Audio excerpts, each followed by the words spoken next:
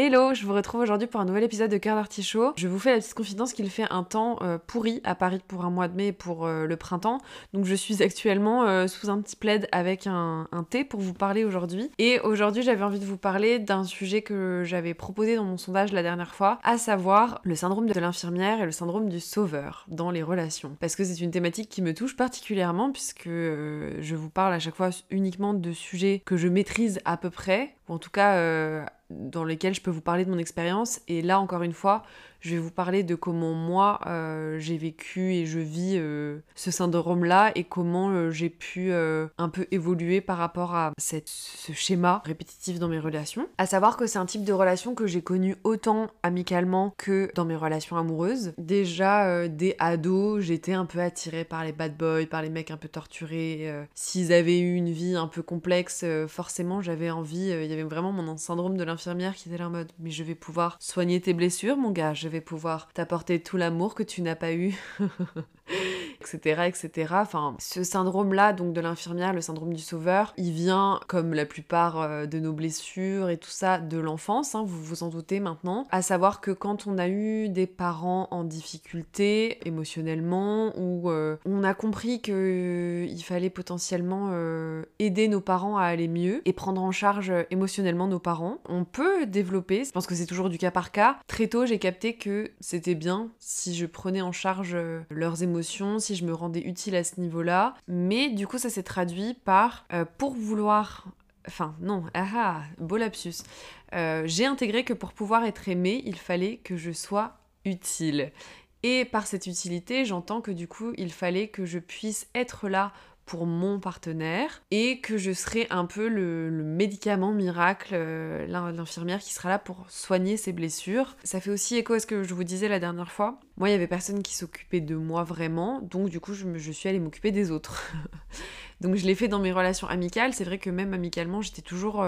dès le collège, dès enfant, j'étais souvent avec des personnes à problème, des filles qui sortaient de familles d'accueil, qui étaient potentiellement mythomanes, qui volaient des affaires chez moi ou aux autres, qui avaient tout un tas de soucis. J'ai eu ça aussi après avec une relation amicale qui était vraiment extrêmement toxique, parce que j'étais le genre de meuf qui proposait 1 milliard de solutions à cette personne qui allait pas bien, mais cette personne était en refus de toutes les solutions, et chaque solution avait un problème. Et même, je me suis retrouvée dans des situations qui étaient vraiment très inconfortables, qui faisaient du chantage au suicide, une personne qui nécessitait vraiment des soins auxquels moi je ne pouvais pas répondre, et c'était une personne qu'il fallait qu'elle ait des soins psychiatriques, quoi. Ce syndrome de l'infirmière m'a fait me retrouver dans des situations un peu drama. C'est-à-dire que même après... je dis beaucoup c'est-à-dire. Je disais donc que oui, ça se traduit par avoir toujours une petite alarme dès que les autres vont pas bien.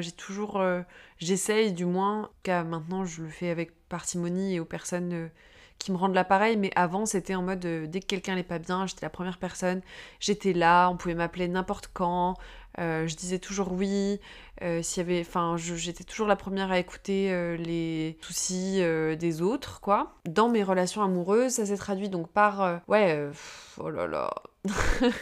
Désolée, c'est que je fais j'ai des petits flashs de ma vie qui m'apparaissent et du coup je me dis mais quand même j'en tenais une sacrée couche. C'est-à-dire que dès mon premier copain, il avait une situation familiale pas ouf, un père violent, et du coup je me suis retrouvée à vouloir essayer de le sauver de sa vie, de sa vie qui m'avait l'air bien bien triste, et j'avais tendance à prendre en charge tout le malheur de l'autre sur mes épaules, à être une véritable éponge et à me dire que ce n'était pas grave, puisque j'étais là pour ça, que j'étais vraiment un puits d'amour sans fond. Et ensuite, avec ma plus longue relation, ça a été notamment pas mal le cas, c'est-à-dire que j'avais très peu en retour et que dès le départ dans notre relation, on n'était pas vraiment ensemble, mais lui, il avait déjà des problèmes de santé. Il était assez hermétique à l'amour, notamment, et il croyait peu en la vision du couple. Et du coup, moi, bonne infirmière que je suis, eh bien, je lui ai dit, mais non, je vais te faire croire en l'amour. Je vais te donner tout l'amour dont tu as besoin. Je vais t'aider à aller mieux.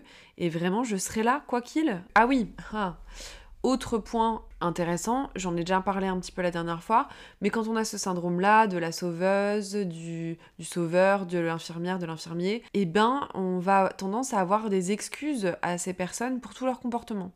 Moi, ma pote qui avait des comportements vraiment toxiques, hein, enfin en tout cas par rapport à vis-à-vis de moi, on n'avait pas une relation saine parce que très clairement j'étais utilisée. Ces personnes-là vont se servir en fait de notre syndrome de l'infirmier, de la sauveuse et tout ça.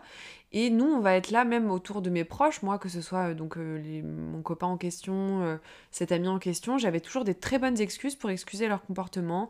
Et je disais, mais non, mais tu sais, ils ont eu un vécu difficile, et machin, ils ont des blessures. Sauf que spoiler alert, on a tous vécu des trucs de merde, on a tous vécu des situations difficiles. Ça n'est pas une excuse pour être un ou une sombre connasse.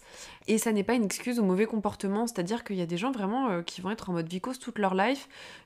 Parce qu'ils ont vécu des trucs durs, ça excuse d'être des personnes désagréables et de faire de la merde avec les autres. Bah non, en fait, vraiment pas. Dans ma longue relation, c'est-à-dire que vraiment j'étais sa psy, quoi. Parce que quand t'es un peu l'infirmière de la relation, etc., bah tu deviens la psy de l'autre et tu écoutes peu tes besoins aussi, parce que du coup les besoins de l'autre passent avant les tiens, parce qu'ils sont prioritaires, parce que tu vas penser que si tu priorises leur bonheur, tu seras heureux ou heureuse. Ce n'est pas le cas, hein. Il ne faut pas s'oublier, parce que moi ça causait un effet très particulier, c'est-à-dire que je prenais sur moi longtemps, etc. Puis d'un coup, j'en parlais. Ça rejoint un petit peu l'épisode de la dernière fois dans un sens sur certains comportements, mais c'est-à-dire que je comprenais pas des fois pourquoi je pouvais exploser pour des situations, ou parce que moi en fait je me rendais compte que je me sentais pas considérée, que j'avais pas du tout le retour de ce que je donnais. Non pas qu'il faille faire les choses en attendant quelque chose en retour, hein, ça je l'ai compris aussi après, mais quand même quoi en fait, du respect, un minimum, parce que très clairement à l'époque je pensais pas mériter mieux que ça. Et ah oui, autre cas particulier du coup, qui va avec ce syndrome-là, c'est que souvent on est attiré par des personnes qui ont des addictions, que ce soit des addictions à la drogue, que ce soit des addictions à l'alcool, au sexe, à d'autres addictions. Enfin, on est sujet à rencontrer plus facilement des personnes qui souffrent d'addiction, pardon, parce qu'encore une fois, on va vouloir être un palliatif à leur souffrance. Et par exemple, moi j'ai eu un copain notamment qui était addict au cannabis, et j'ai rencontré une autre personne avec qui il y a eu une espèce de début de relation, mais en tout cas là c'était le climax de mon syndrome de l'infirmière. Donc entre mes deux relations dont je vous parle là, donc ma relation qui a duré 7 ans et demi, j'étais toujours là quand il fallait, j'ai donné beaucoup dans cette relation, très honnêtement, et la personne le savait. Après c'est que moi aussi je me suis laissé marcher dessus à l'époque, parce que j'avais pas les armes nécessaires pour fonctionner autrement. Voilà, il faut savoir aussi se pardonner et savoir qu'on n'a pas toujours agi comme on le ferait maintenant, mais que c'est aussi une partie du chemin et que ça nous fait grandir et ça nous aide aussi à nous comprendre mieux. Et moi, ça m'a permis de comprendre aussi quels étaient mes mécanismes dans les relations. Et merci à ces personnes d'avoir été dans ma vie pour ça, parce que vraiment ça a été des belles leçons. Et ensuite, du coup, entre mon autre relation qui était un peu passionnelle, dont je vous ai déjà parlé, qui a duré 6 mois et tout, bah du coup j'ai rencontré un autre garçon avec qui j'avais envie d'avoir une relation, qui n'a pas voulu de relation avec moi, qui lui était addict à la coke notamment. Il était dans un désarroi parce qu'il a vécu un épisode un peu particulier dans sa vie. Il était vraiment mal dans sa tête, et moi mais vraiment j'ai sauté les 2 pieds dedans, quoi. Vraiment j'ai vu l'opportunité du siècle. Vraiment là c'était le patient qu'il fallait que je soigne pour lui faire comprendre que, puisqu'en plus il sortait d'une rupture compliquée, pareil, il ne croyait plus en l'amour. Voilà, souvent moi ça a été un peu, je me suis donné cette mission, alors que personne ne m'a rien demandé, hein. Encore une fois on s'entend, de vouloir redonner espoir et redonner foi en l'amour à ces personnes qui n'y croyaient plus, et en me disant que si j'arrivais à faire ça, on allait m'aimer. Vu que j'ai une blessure à ce niveau-là, moi c'est vraiment mon cheval de... je sais pas comment on dit déjà... c'est vraiment mon must-have, quoi. C'est ce que je fais de mieux. Je sais être utile. Je suis là pour la personne. Vraiment, là, je l'ai accueilli chez moi, cette personne. Quand il allait pas bien, j'étais là pour l'écouter. Vraiment, j'ai fait la psy. J'ai fait la psy gratos. Enfin voilà, j'ai compris qu'il fallait que j'arrête de faire ça. Et donc ouais, le point commun de toutes ces relations, c'est vraiment les addictions, le fait d'avoir une vision souvent péjorative d'eux. En fait, faire tout ce que moi j'aurais aimé qu'on fasse pour moi, savoir me donner de l'amour, etc., de l'attention et tout, et ben je le faisais puissance 1 million pour l'autre, pour avoir la sensation d'être un petit peu validée et la sensation d'être plus valorisée. Voilà, ce qui est un petit peu triste quand on fait ce constat. Oui, je pensais en fait que c'était l'autre qui allait déterminer ma valeur. J'avais aucun amour propre, voilà, qu'on se le dise. Et du coup, ça me donnait la sensation d'être aimable. Ça me rend un petit peu triste. Ouais, ça me donnait la sensation d'être aimable. Et ensuite, du coup, j'ai rencontré cette personne qui était vraiment addict au cannabis où vraiment, j'ai essayé de faire en sorte qu'il arrête de consommer du cannabis aussi régulièrement, de vouloir changer la vision qu'il avait de lui, etc. Sauf que en fait, j'étais pas du tout heureuse là-dedans parce que ça me rendrait très malheureuse et que vu que j'ai tendance à être très empathique et à prendre les émotions des autres, waouh, c'était une période un peu dark de ma vie quand même parce que en fait, moi aussi, je me suis retrouvée à être finalement addict de l'attention qu'il voulait bien me donner, donc c'est une autre forme d'addiction. Après, on a tous des addictions, hein. Moi je suis accro au sucre et au chocolat, hein, je le dis. Il y a des addictions qui sont plus ou moins faciles, enfin voilà, ça va pas changer mon comportement si je mange pas de chocolat, quoique... Peut-être. Enfin, en tout cas, c'est un peu plus gérable. Mais du coup, ouais, je me sentais hyper responsable de ces personnes, hyper capable de pouvoir les réparer, quoi. Vraiment, si on doit résumer ce qu'est le syndrome de l'infirmière et du sauveur, c'est que on a un patient à réparer, un cas extrêmement rare, que personne n'a réussi à soigner jusqu'à présent. Mais nous, on sera le remède miracle qui pourra être la solution à cette personne et tous les maux de cette personne. Évidemment, ce n'est pas possible.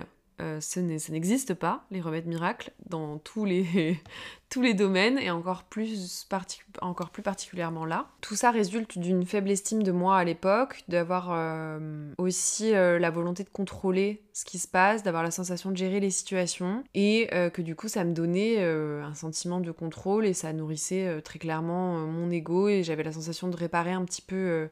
ce que je n'avais pas eu. Et du coup, après, je me suis dit, d'accord, je vais rompre le schéma, je vais réussir à réparer les autres et à sauver les gens, puisque c'est ça ma mission. Mais du coup, pour ce qui m'a aidé à sortir de ce syndrome-là, c'est à commencer à m'accorder du temps, à prendre en considération mes besoins, ce qui n'était pas une chose évidente. Vraiment, au début, je pense que j'avais beaucoup de mal à faire des choses toute seule. Bien que je sois quand même assez indépendante sur certains points, il y en avait d'autres sur lesquels ça l'était pas totalement... Enfin, je suis assez responsable comme personne, mais pas forcément totalement indépendante. Bref, est-ce qu'on est vraiment totalement indépendant ? Je ne crois pas, parce que je pense qu'on est des êtres sociaux et qu'on a besoin des autres, et que c'est bien de l'être aussi, quoi. Enfin, voilà, j'ai pas envie de vivre en autarcie toute ma vie et de vivre seule en ermite. Commencer à faire des choses seule, à respecter mes goûts, à respecter mes envies, à ne pas être un caméléon pour m'adapter aux besoins de l'autre, à finalement oser dire non, oser dire que je n'avais pas les épaules pour répondre aux besoins de ces personnes, et s'il n'y a pas de retour, à dire non, en fait. Voilà, c'est pour ça que d'ailleurs ma dernière relation s'est terminée,